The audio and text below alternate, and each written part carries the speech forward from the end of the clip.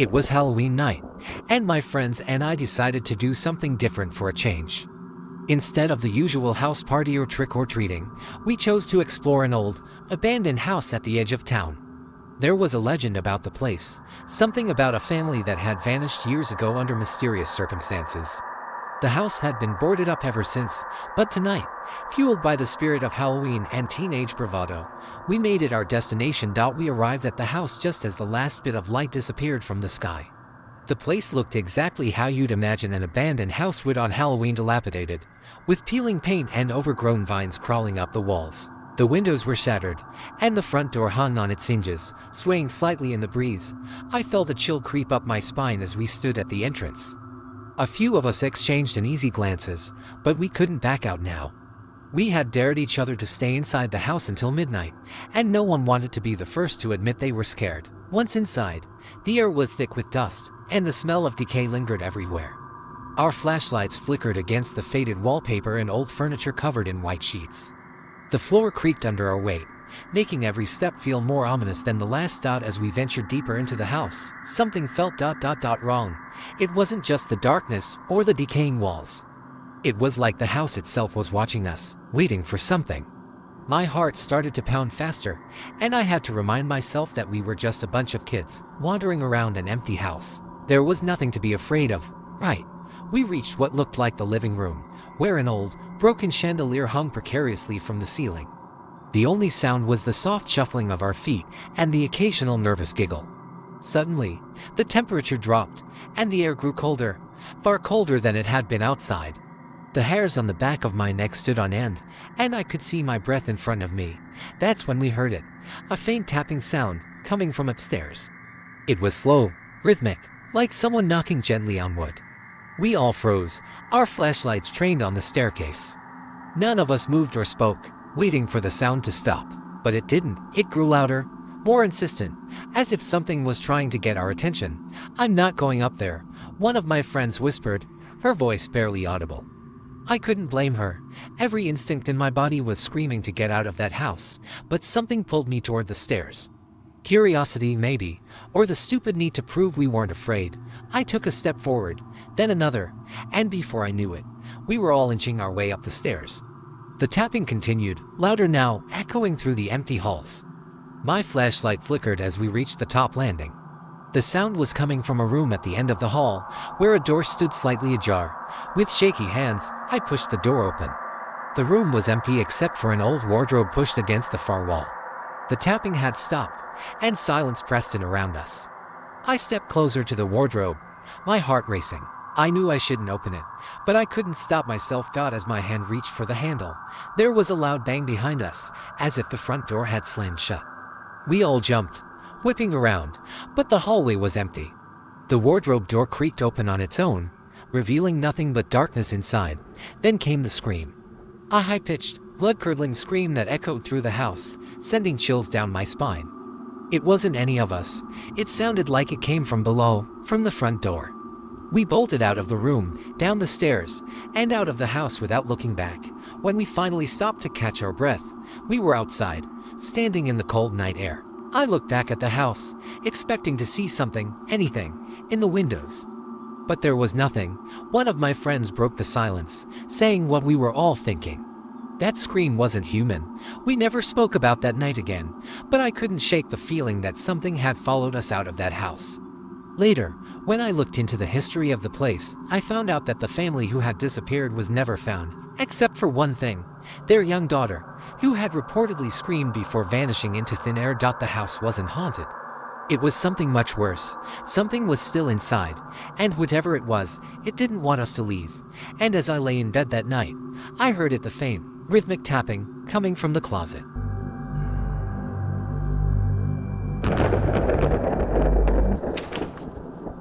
As Halloween approached, my friends and I decided to take a night to explore an old abandoned house on the outskirts of town. We had heard the stories about the place, tales of the family that once lived there, and how they disappeared without a trace.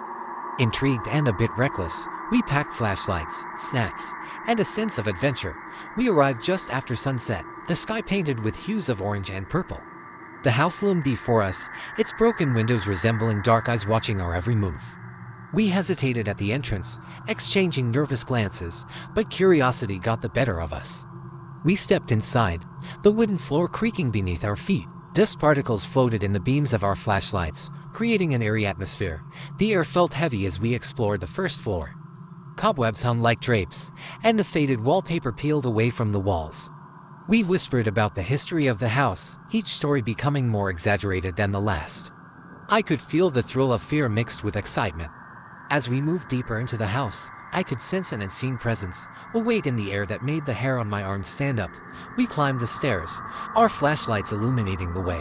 The second floor was even darker, the silence amplifying every creak and groan of the house.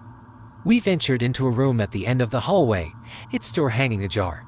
Inside, the floor was littered with broken furniture, and the walls were lined with old photographs of the family that once lived there. They stared back at us, their expressions frozen in time. Suddenly, a loud bang echoed from downstairs. We froze, fear gripping us. "What was that?" whispered Sarah, her eyes wide with terror. I shook my head, not sure if it was our imagination or something more sinister. We gathered our courage and decided to check it out. As we descended the stairs, we heard a soft whisper, like a voice calling from the shadows. It sent chills down my spine. We reached the bottom step, the air thick with tension. The room was empty, but the front door swung open as if someone had just left in a hurry. I felt a surge of adrenaline. We stepped outside, hoping to escape whatever was happening inside, but as we crossed the threshold, the door slammed shut behind us. Panic rose in my chest. We rushed to pull it open, but it wouldn't budge. That's when I saw the figures standing at the edge of the yard, their faces obscured by darkness. I squinted, trying to make sense of what I was seeing. They stood still, watching us. "Are you guys seeing this?" I asked, my voice trembling. My friends nodded, eyes wide. One of the figures took a step forward, and my heart raced. Suddenly, the lights from our flashlights flickered and went out. We were plunged into darkness, the only sound being the thudding of our hearts. "Run!" I yelled, and we sprinted into the woods behind the house, adrenaline pumping through our veins. The branches whipped at our faces as we pushed through the underbrush, the distant sounds of footsteps following us. My lungs burned, and I could barely keep up with my friends as we dashed deeper into the trees, hoping to escape whatever was chasing us. After what felt like hours, we stumbled into a clearing. We were out of breath, hearts pounding, and the fear still gripping us. We turned around to catch our breath, and that's when I saw the figures again.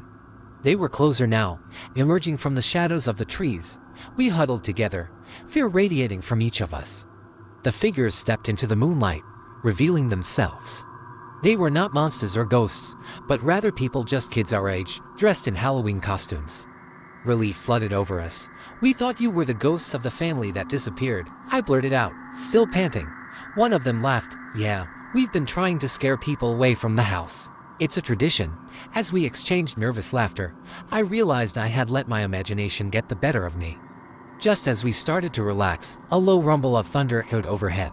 The wind picked up, and dark clouds rolled in, making it feel like the night was closing in on us. Then the ground shook beneath our feet.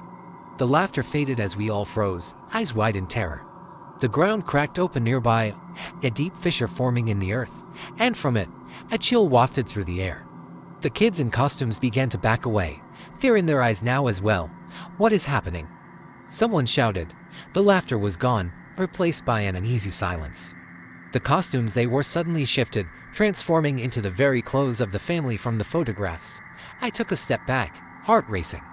"This isn't funny anymore," I shouted. As the figures faded into the shadows, their faces contorted in fear, I understood the truth. The family had not just disappeared. They had become part of the house, forever bound to it, and we had unwittingly disturbed something that should have remained undisturbed.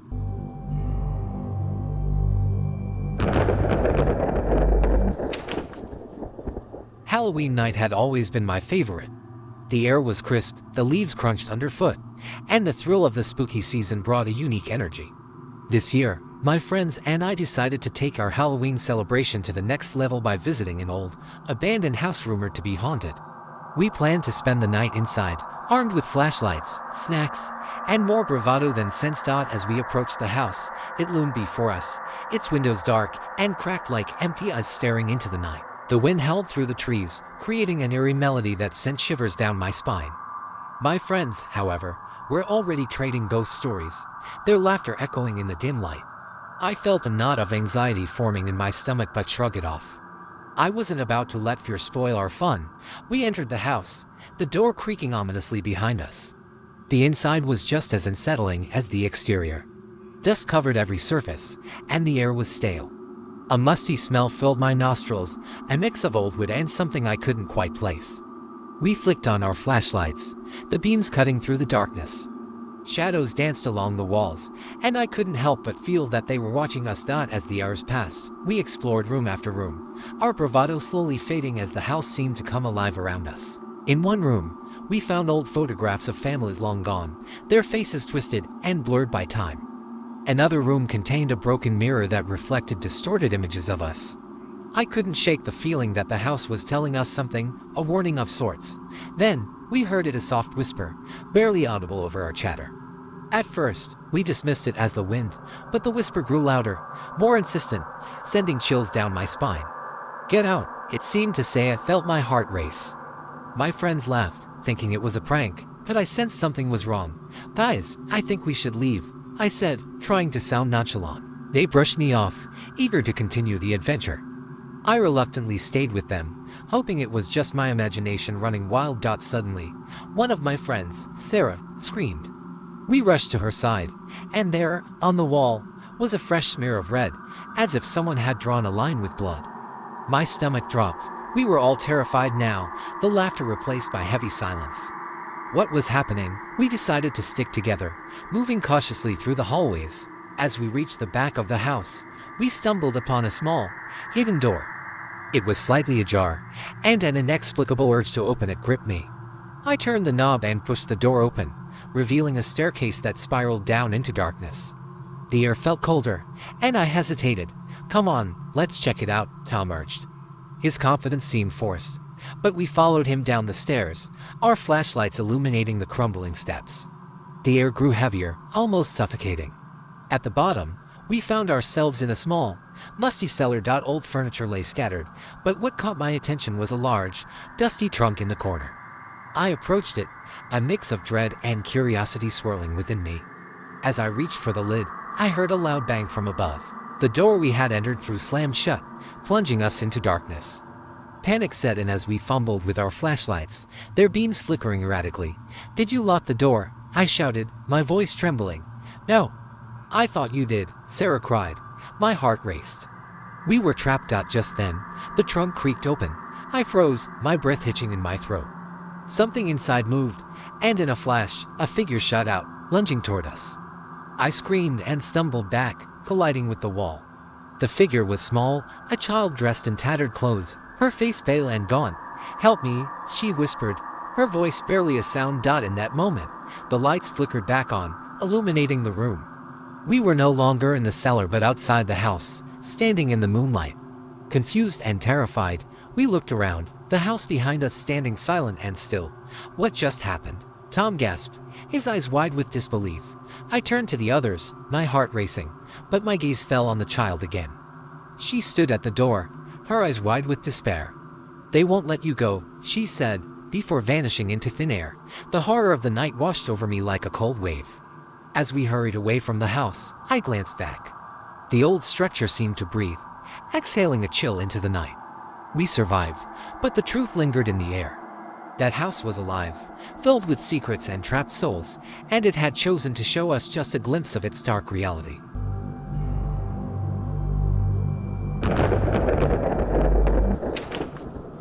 Halloween night had always been a mix of excitement and fear for me, but this year, I found myself completely immersed in the spooky atmosphere. My friends and I decided to take a walk through the old neighborhood, famous for its elaborate decorations and haunted houses.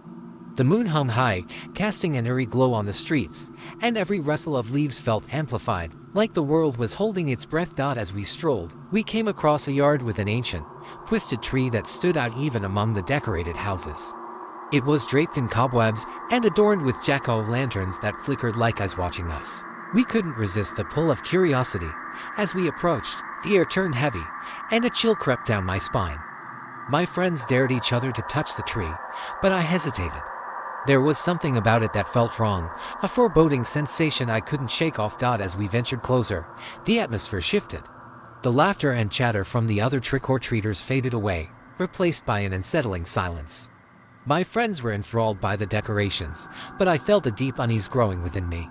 I turned to look at the tree again, and I swear I saw something shift in its branches. But when I blinked, it was just the wind. Suddenly, a loud crash broke the silence. My heart raced as we all jumped, our eyes darting toward the sound. It came from the back of the house behind the tree, a place shrouded in darkness. My friends exchanged nervous glances, and the bravest among us, Jake, suggested we investigate. I hesitated but found myself swept up in the moment. What harm could it do? We approached the back of the house cautiously, our flashlights cutting through the darkness. The backyard was littered with old toys and broken furniture, remnants of a time long past. The source of the noise was an old shed, its door swinging slightly as if inviting us in. I felt a tug of fear at the back of my mind, but curiosity pushed me forward. Inside, the air was musty, filled with the scent of damp wood and decay. Cobwebs hung from the rafters like curtains, and the dim light revealed shelves lined with dusty jars. I peered closer, and a jolt of shock shot through me as I realized the jars were filled with strange contents, mysterious liquids, and odd shapes I couldn't identify. Just then, a loud bang echoed from the shed's door, startling us all. We turned to see the door swing shut with a force that rattled the walls. Panic surged within me. "Guys, we need to get out of here," I urged, my voice trembling. But the door wouldn't budge. It felt as if something was holding it shut from the outside. Jake pushed against the door, but it refused to give. The air grew thick with tension, and I could hear my friend's breath quickening. Suddenly, I noticed movement in the corner of the shed, a figure shrouded in darkness, its features hidden. I froze, dread washing over me as the figure stepped closer, revealing a pale face adorned with a grotesque smile. "Welcome to my Halloween," the figure whispered, its voice sending chills down my spine. I could hardly breathe as it reached out a skeletal hand toward us. In that moment, I realized the twisted tree had not been just a decoration. It was a warning. With adrenaline surging, I lunged for the door again, slamming my shoulder against it. Miraculously, it finally gave way, flinging open to the night air. We burst out of the shed, gasping and stumbling into the moonlight. The twisted figure stood in the doorway, its laughter echoing in the darkness. We ran, hearts pounding, retracing our steps through the yard and onto the street. The familiar sights of the neighborhood seemed surreal as we navigated through the decorations, our nerves still electrified. The laughter of children felt like a distant memory, and all I could think about was escaping that dreadful yard. When we finally reached the safety of my home, we collapsed onto the living room floor, breathless and terrified. I couldn't shake the image of that pale face from my mind, and I wondered if we had just crossed paths with something beyond our understanding. As we calmed down, I glanced at the window. My heart dropped. Outside, the twisted tree was illuminated by the streetlight, and I saw it was no longer alone. Dark figures moved in the shadows, gathering around it, as if waiting for something. The laughter returned, a chorus of children mingling with sinister whispers. The Halloween decorations had come to life. And I realized that the true horror of the night was not what we had encountered in the shed, but what was still lurking out there, hungry for more souls to join its eternal Halloween.